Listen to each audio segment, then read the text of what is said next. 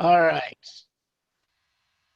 Hello, everybody. My name is Scott Petri. I'm a social studies teacher from Los Angeles Unified School District, and I have been in the cult of Q since I believe 2017. I think that's when John Carippo did the first Q Rockstar history teacher edition up on the USS Hornet up in Alameda.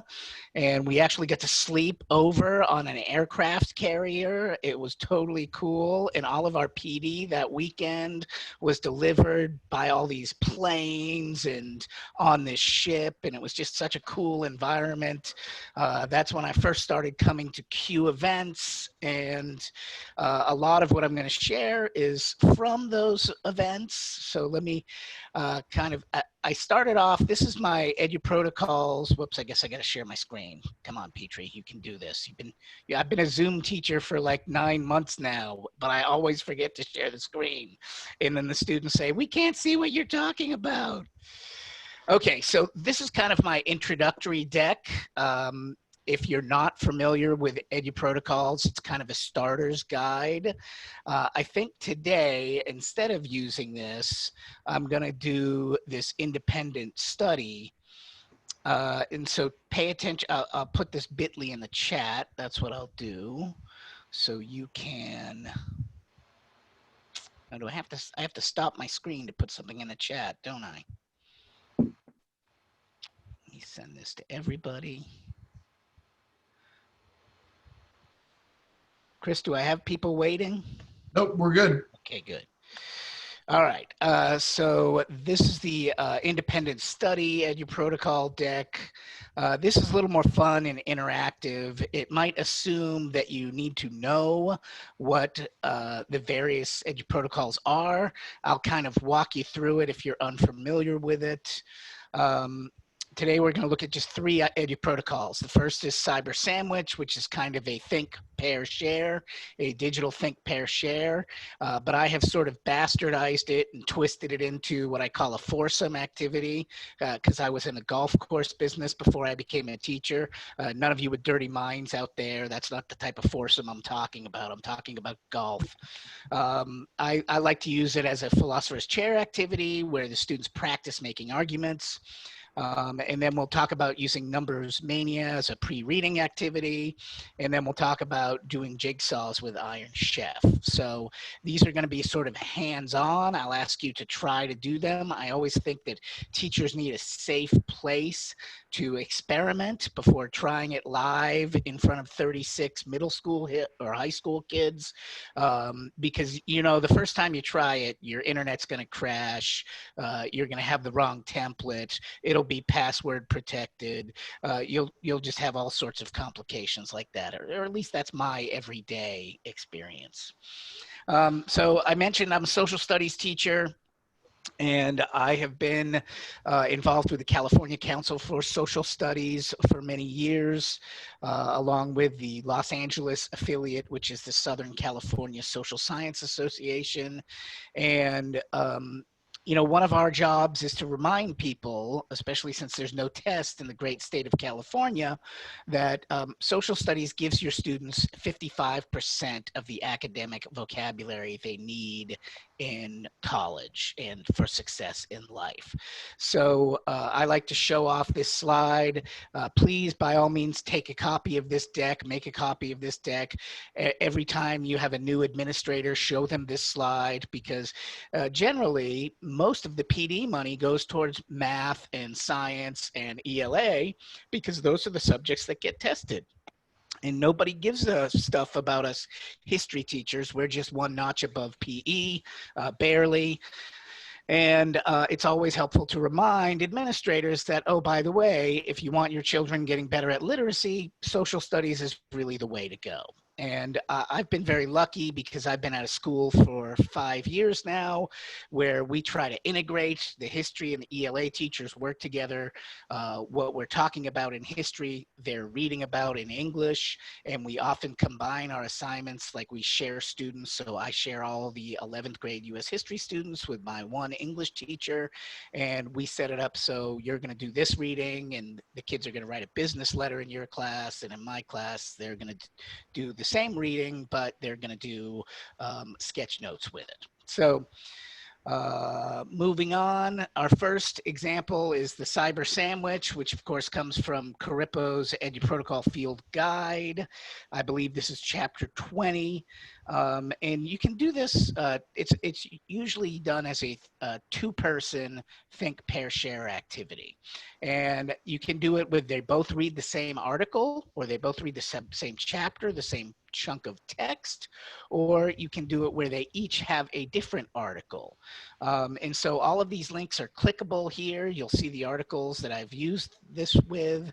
And then on this next page, this is the recommended time that John and Marlena give: 10 minutes to read the document and take notes, 10 minutes to talk with a partner and do the Venn diagram and do the actual share part of the think, pair, share, and then 10 minutes where they're going to actually write their own original paragraph based on what they've read and then what their subsequent conversation was. You do not need to send me your CyberSandwich today. We'll put it in the chat.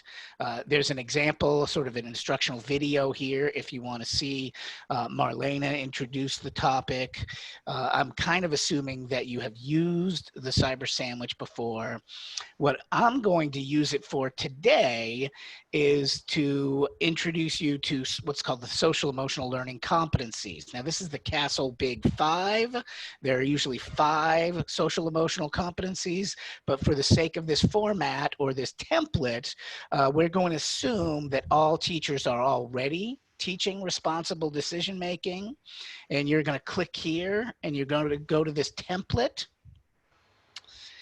And you will see that there's your very own SEL CyberSandwich deck that you can go to. There's some directions here. What you want to do so you can edit this is go to File and Make a Copy, and I would save it on your drive with your name. And then what we're going to do now is we're going to put you in a breakout room of 4 people.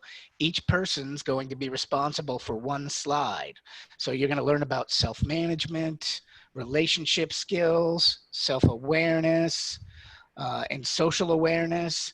There's a short little video here that might help you understand the concept. There's some questions here that I would ask students so that I would understand their level of facility with these competencies.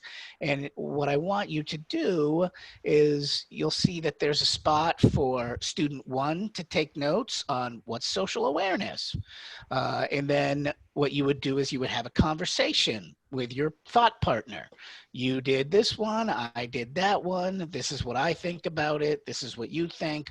What do those things have in common? Right? And then the way I've broken it up, what I ask my students to do is I ask them to insert a text box with their name and put their name on each slide, so I know which student did each slide. And what I would do for this is you're really going to pair 1 and 2 together and 3 and 4 together. But this format ensures that your students have talked about all 4 of these topics by the end of the discussion. So let me stop sharing. Let me see, how many people do we have? 16. So that is exactly enough for 4 breakout rooms. Can I set up the breakout rooms, Chris, or do you have to? I got it. 4 okay. breakout rooms coming up. So send them into 4, and we'll give them 10 minutes to play with the format and see what they've learned, and then I'll ask them to put their CyberSandwiches in the chat, and we'll do a little show and tell. Perfect. All set.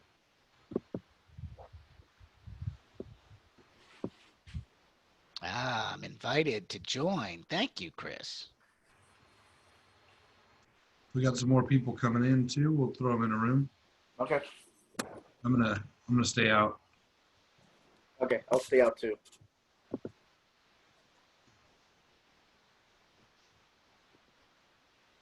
Who is it? Okay.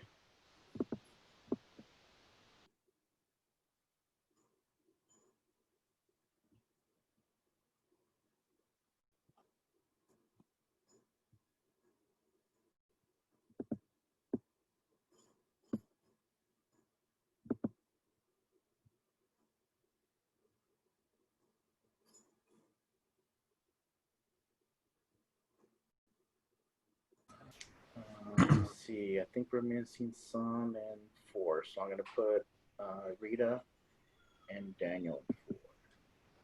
Oh wait, 2. Probably wherever I was too. Be short one. Gotcha.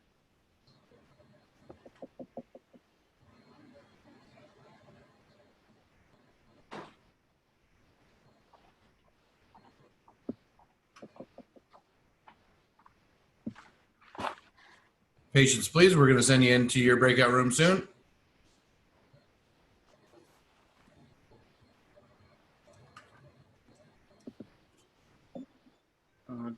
George, I have you in room 1, but it looks like you haven't joined yet. And Susie, I have you in 4, but it looks like you haven't joined yet. And Nichirinia, I have you in 4. Oh, but it looks like you're still connecting. Okay. So no pressure to join the breakout rooms. Yeah.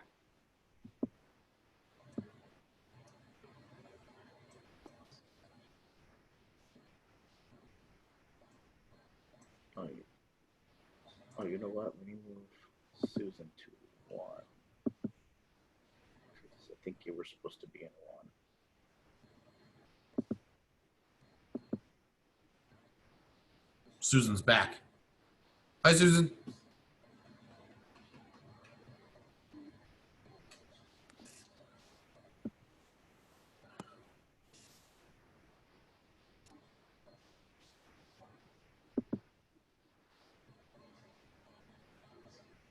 You know what's funny is that I started my doctorate program last month, and we started doing these kind of breakout rooms, and I just realized that that's a form of EduProtocols. So even in the doctorate program, they're doing this kind of stuff. Just breakout rooms? Breakout rooms, and we have to report out to the teacher. Yeah. Breakout rooms, you assign a prompt. We have to talk for like 10, 15 minutes. We write a report. We have to present to the class.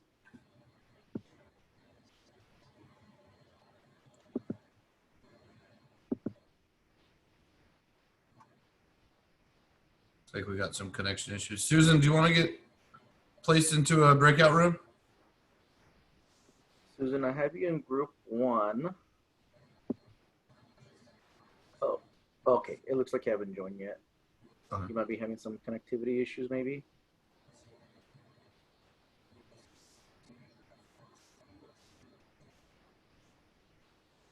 Hmm.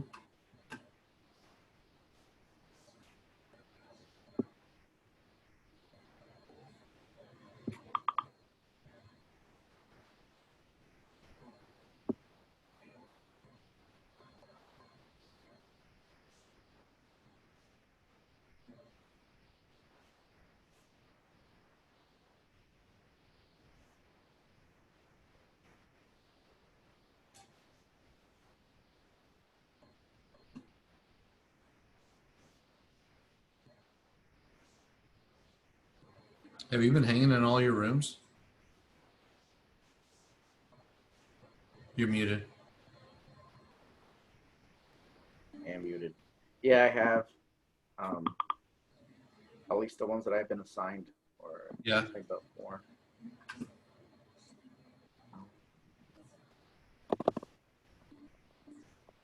Everyone else has just been making me the host and then leaving. Oh, really? What?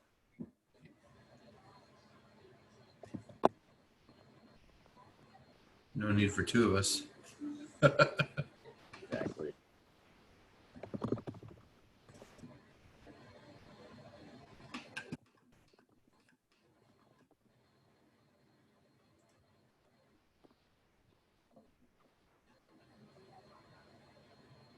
So they completely leave a room? They've completely left? Or Who's that? the host? I mean the host. And then they Oh, come back. and then they come They back. come back Oh, before, and then I give them hosting back. oh, interesting.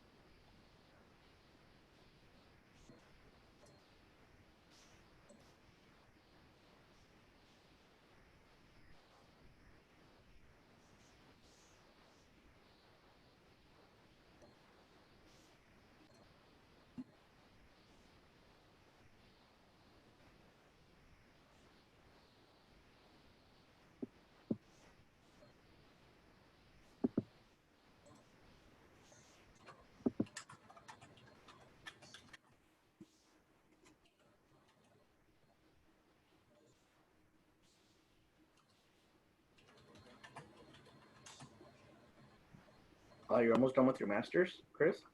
Yep. Yeah. Yep. Thank goodness.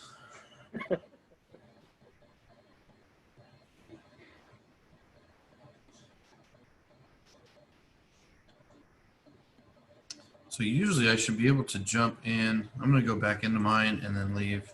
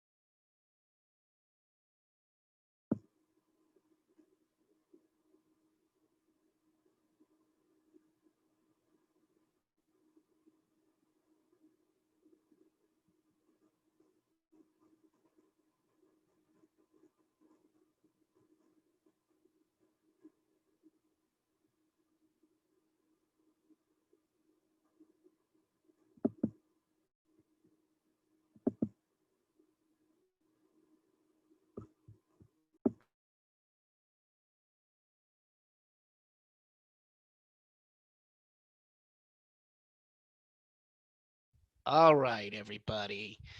You can unmute yourself. I'm going to show you some examples of what my group uh, persisted with and got through.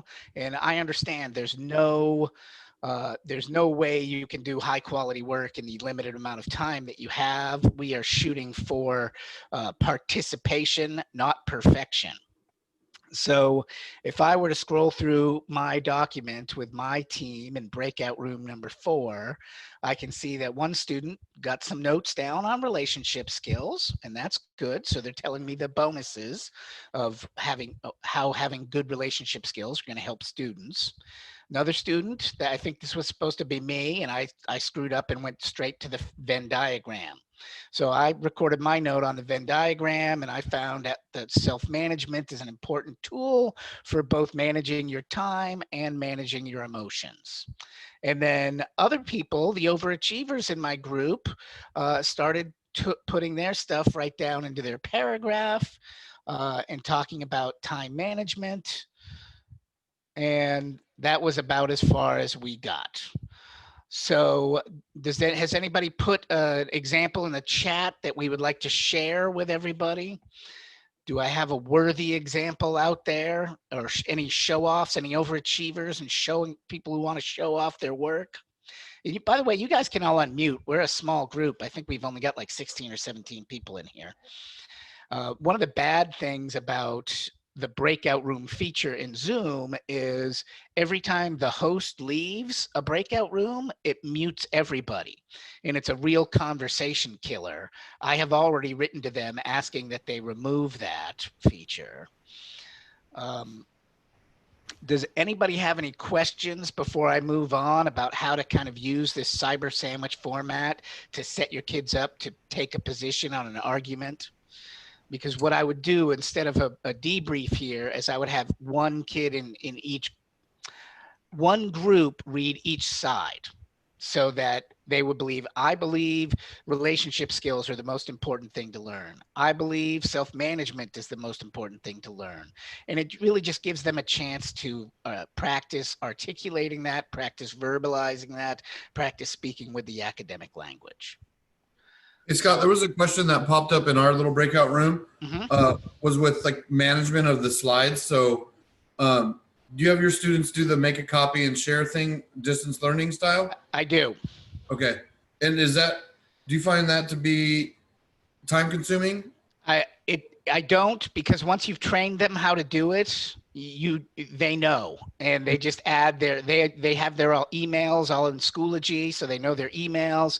They just assign the 3 people and they email it away, and they have their own copy of the deck, and then they put it in the chat, or they put it in, we use Schoology as an LMS, and so they'll just turn it into Schoology at the end of the class period. So I will say the one thing that has taken me a bit of time to teach them is I make them put a text box on their slide, and they have to put their name on each one of their slides. Because what I found out, and I'm sure many of you have run into this too, is there are some kids that even though they're in a breakout room, they will not turn their camera on, they will not turn their microphone on, they will not respond to students, they will not respond to the teacher. They are there, but they're not doing anything. And so I think you kind of create the culture to eliminate that over time.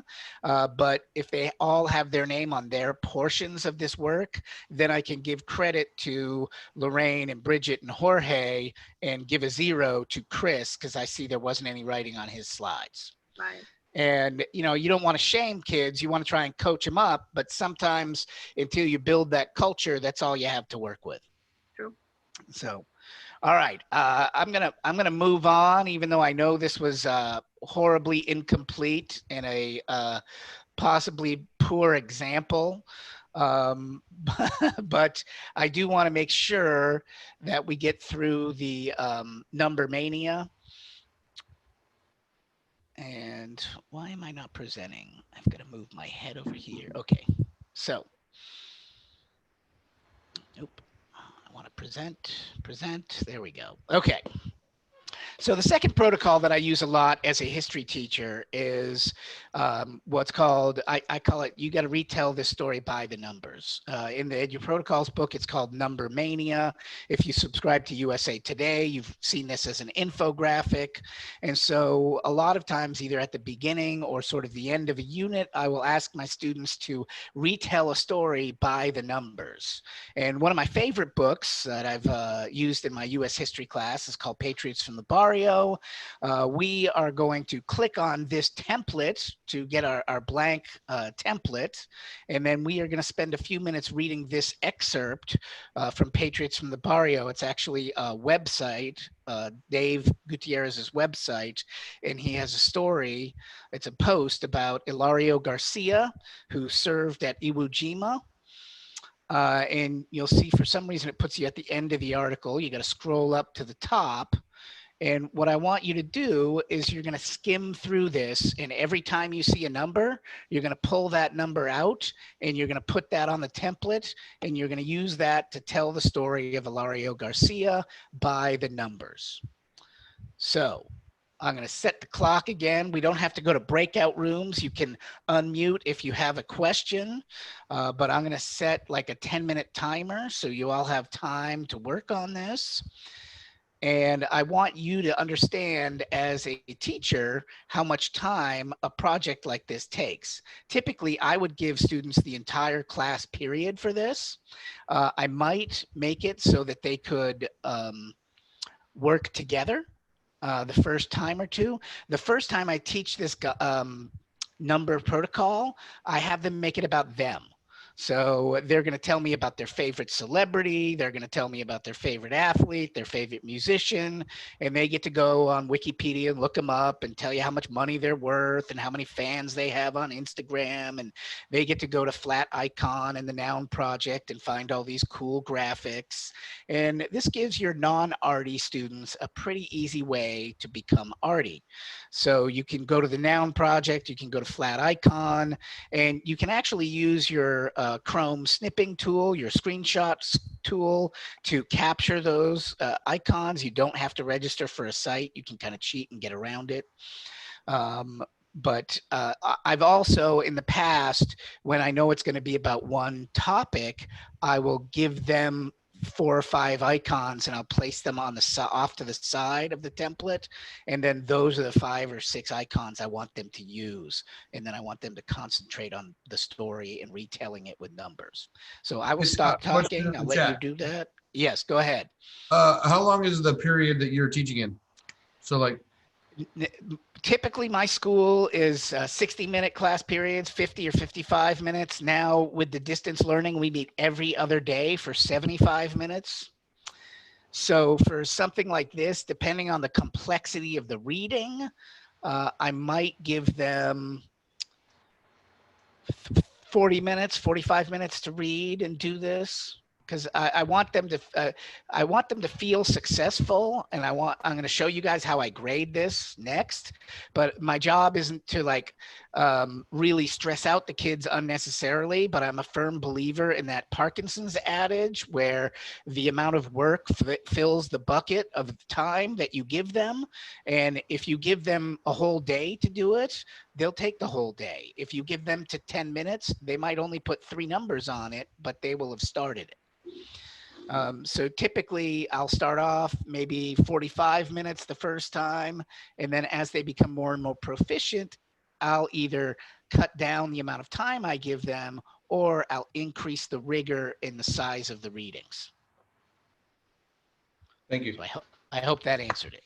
Yep. And you've got 7 minutes. I'm shutting up for 7 minutes.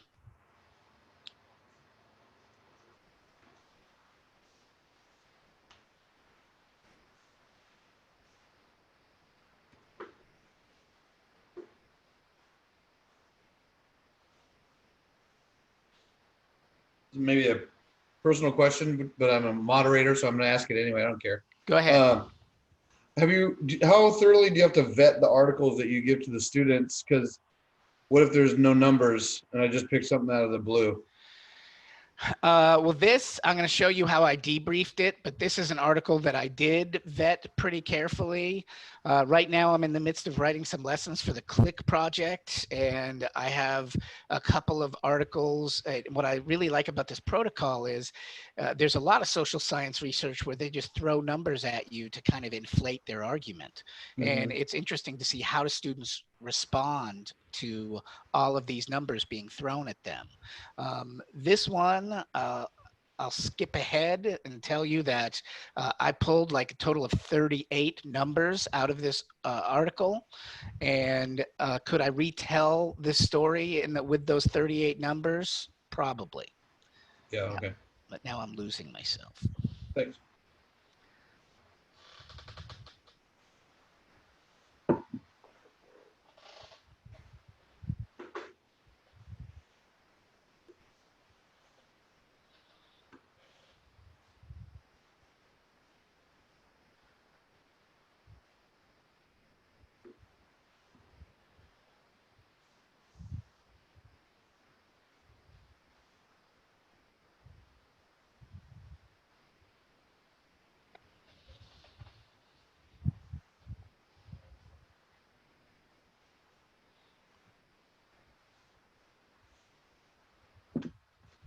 This is a good time to remind everyone while you're working silently and quietly.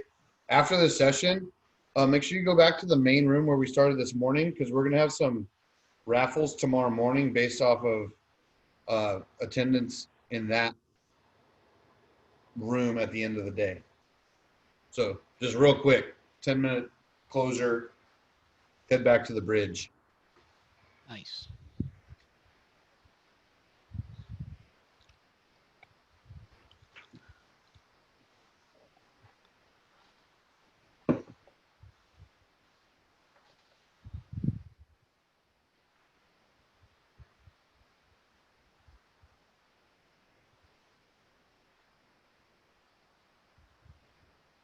I see a lot in the chat. Okay, links are up for everybody. Thank you, Scott McCloskey. Thank you, Jorge.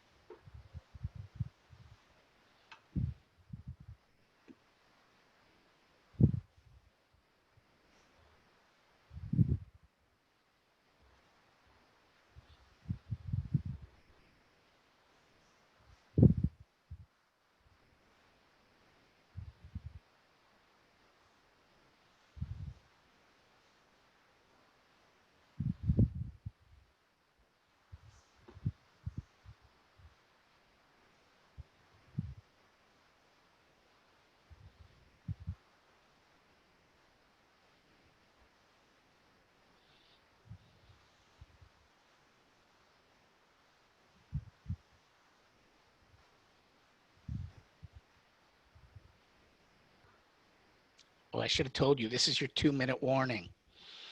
So finish up your last couple of numbers.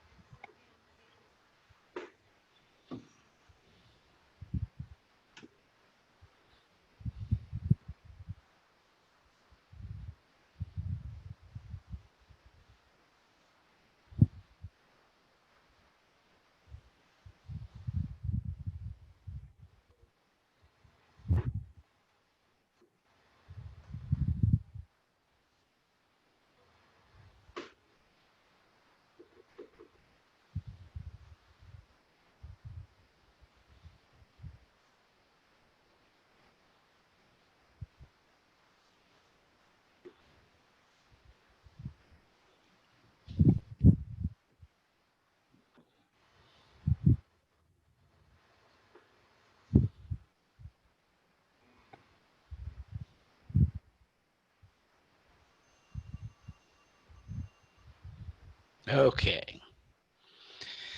So 10 minutes on task. What I'm going to ask you to do now, if you don't mind showing off your beautiful work, is to just copy your link into the chat, and I'll pick a few to share with the class.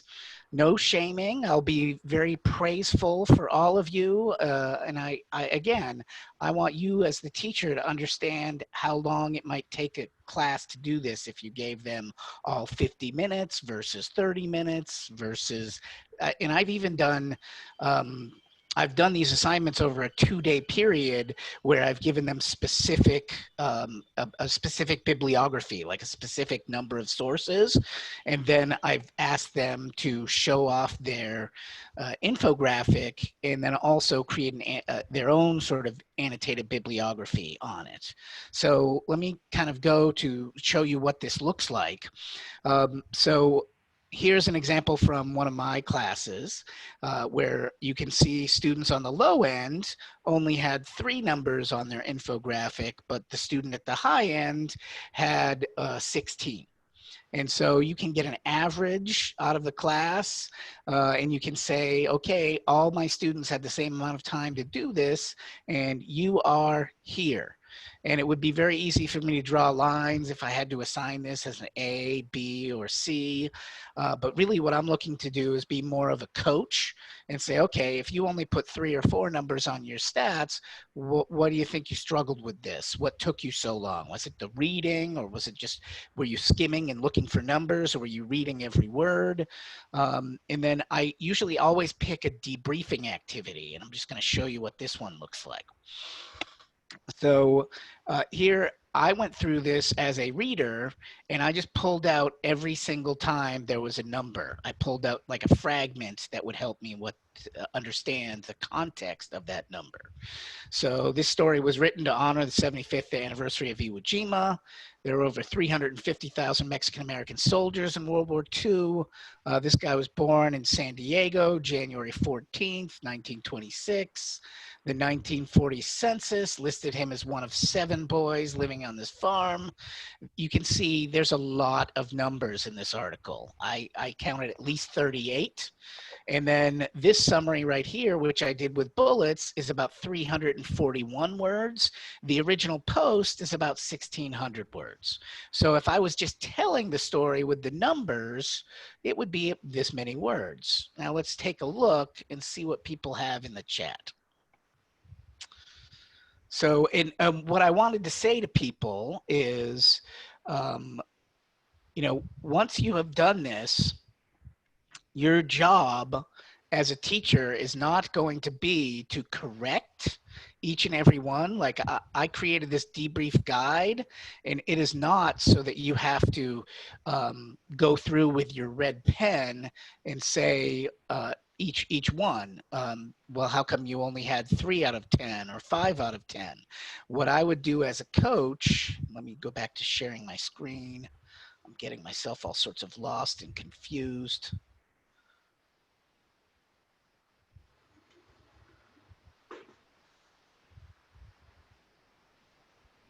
Okay, so here was one. And one of the reminders that I would tell my students is when you're done, oh, it won't let me change it, but when you are done, before you turn it in, delete all of your unused icons so we don't have all this extra stuff garbling the screen. But this person has 1, 2, 3, 4, 5, 6, I would say 6 graphics or 6 statistics and maybe 1, 2, 3, 4 or so graphics there. So that would be pretty good. This other person just kind of got started, right? So that's okay too. So what I would do is probably privately talk to this person and say, okay, what did you spend your time on and what would you do to improve your performance the next time you have 40 minutes to do this? And you want the student to start talking about, well, I was really reading carefully and I only got to the 3rd paragraph and I only had 3 numbers and I wasn't sure how to put them on. And so then I spent the rest of my time looking at the graphics and I found 5 graphics, but I didn't know how to cut and paste. And you know, this is going to take a while. This is a process. Some kids are going to give you incredible work, and some kids are going to struggle with this. And your job is to get them all to a place where they can see themselves being successful. They can see themselves improving. So, how do I get back to my document? No, that's not it.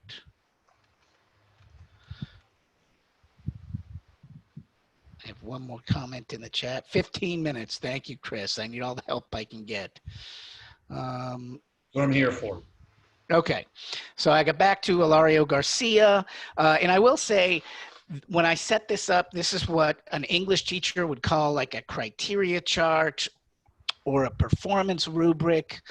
This probably took me 20 minutes to do the night before I gave this assignment. And so it got me to read the document itself. It got me to understand it better.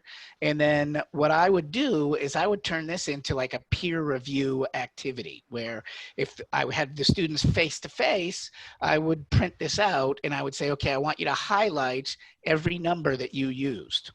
And they would then be able to turn into me or hold up and show to me a document that had very few numbers highlighted. And I could say, well, are you able to tell the complete story with the few numbers that you have highlighted? And I would kind of turn this into a reflective piece for the students. I really don't think you have to give them a perfect exemplar because your job is on improving. And you can ask them, do you want to improve with the number of stats you're putting, or do you want to improve with the number of explanations you're using? All right. So next, last one today is Iron Chef. And Iron Chef is what we call a jigsaw strategy. And I have used this in both world and US history at the beginning of the year to teach them how to use this protocol. What I've noticed in my students' writing is they really have a hard time understanding historical time periods. They don't really explain what was the Bronze Age or what was the Iron Age or any of that. So with this, I can give them this Iron Chef assignment, and each student has a slide, and I have already given them one of the time periods to research. And so they will have between 15 minutes and 30 minutes to go to Google or go to Wikipedia or any source you choose to give them. And they have to do 3 things. They have to give you 3 to 5 bullets that help you understand that particular era of world history. and then they have to find an image of it.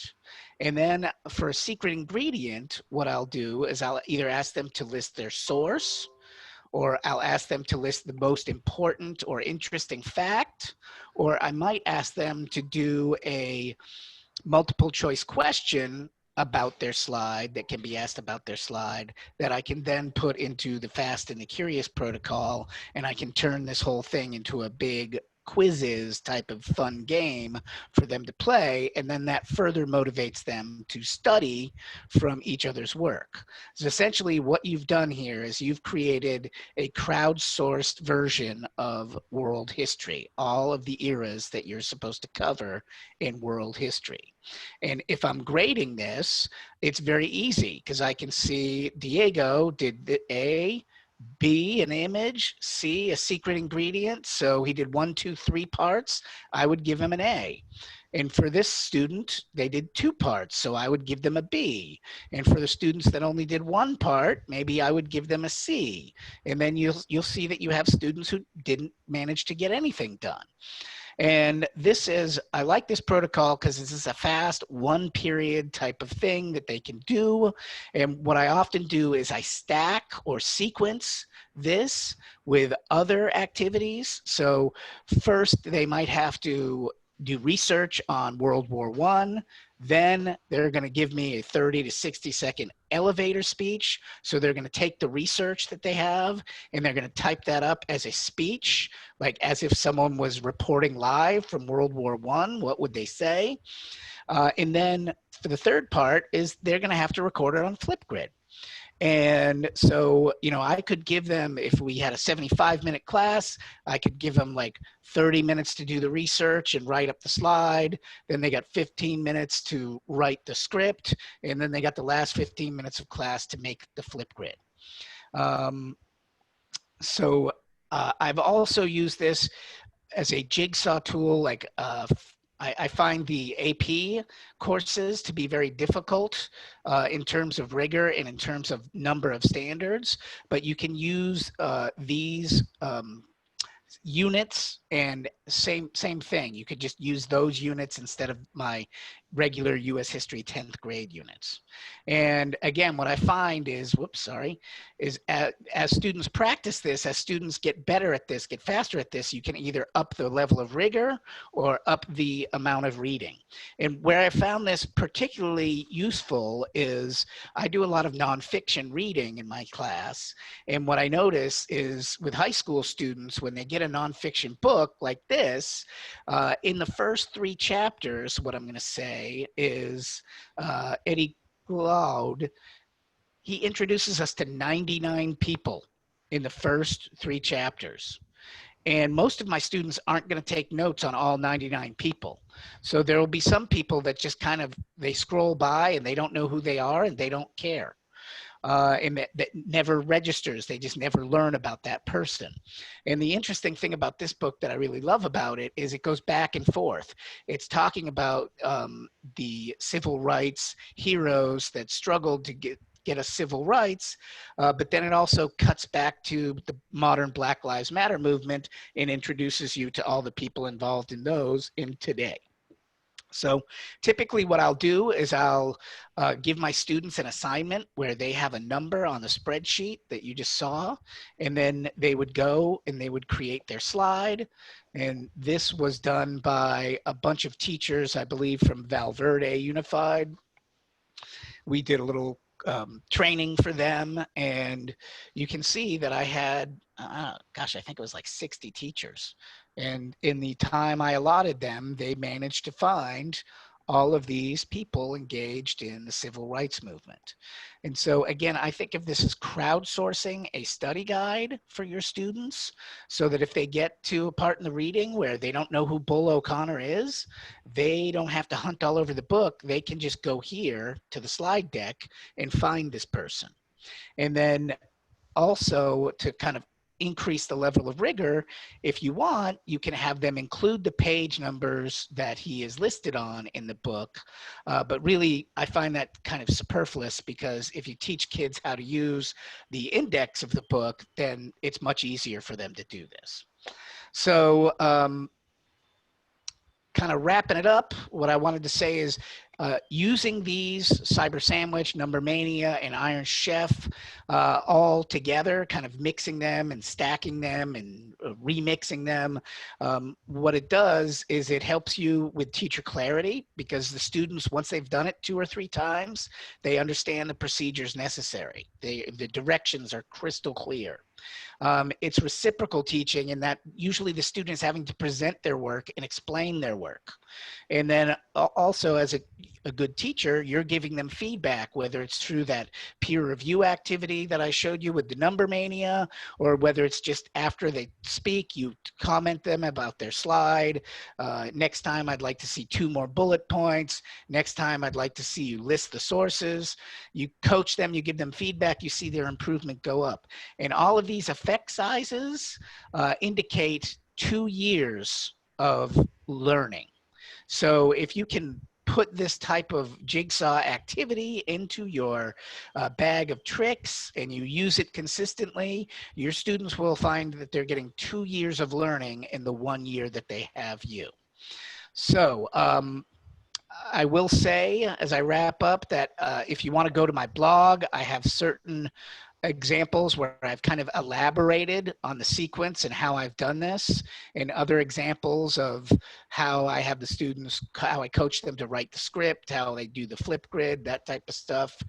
And I think I also linked to the EduProtocol website, where you can look up the templates that they have for free, and you can use their Iron Chef template. You can use their CyberSandwich template. I also love Sketch and Tell. I didn't have time for it in this, but all of this stuff is free. If you want to buy the books, great. If you just want to use the free templates, great. All we can say is please share your results. I love seeing student work on Twitter. You can reach me as always as part of the Q community that has drank the Kool-Aid. I will happily offer free lifetime tech support. If you email me or tweet at me and let me know what you're having trouble with, I'll try and help you. And I hope you've gotten something out of all of these activities. And am I stopping in time? I know there's a bunch of stuff in the chat, so Chris, help me out with that. I'll just pull out a couple questions for you. Okay. One of them was, you blended Iron Chef or with Fast and Curious. Do you have like a template or something that you could share either now or later on? Because I don't think that was not in either of the books, right? You just kind of smashed it. Yes, that is true. What I do is I use the template that's on the Quizzes website. They have an import with a template function, and it's just an Excel template. And I just copy my questions right in there, and then I import my 10 questions, especially if you've asked the students to write their own questions. That really lowers the amount of labor that you actually have to do. Yep. And I know you can also manipulate Google Forms to do that too, so the kids can do it for you. Any other questions? Let me look. So it was a great idea for FRQs on the AP exam. So to do design stuff, but yeah, not a lot of questions, just some conversation going on. Well, and one other thing I wanted to say, app smashing, sequencing, remixing, however you want to phrase this.